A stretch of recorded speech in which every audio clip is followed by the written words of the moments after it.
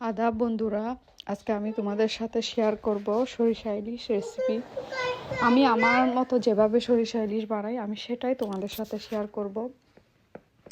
কারণ আমরা যেখানে আছি এখানে ফ্রোজেন ইলিশ পাওয়া যায়, তাই আমি আমার মতো যেভাবে ভালো হয় খেতে ওভাবে করে রান্না করছি। একজন এক একভাবে বানাই, আমি আমার মতো বানাই। আমি হালকা হালকা জিরে গুঁড়ো, আদা বাটা সামান্য ইউজ করি। আর সরিষা পেস্ট করার সময় কাঁচামরিচ, রসুন ইউজ করি। আর রান্না শেষে আমি কিছু কাঁচা লঙ্কা এবং সামান্য ধনেপাতা ইউজ করি ফ্লেভারের জন্য। চাইলে আপনারা সামান্য কাঁচা সরিষার তেল ইউজ করতে পারেন, খুবই ভালো লাগে। আপনারাও ট্রাই করে দেখতে পারেন। ধন্যবাদ আমার সাথে থাকার জন্য, আমার রেসিপিটি দেখার জন্য।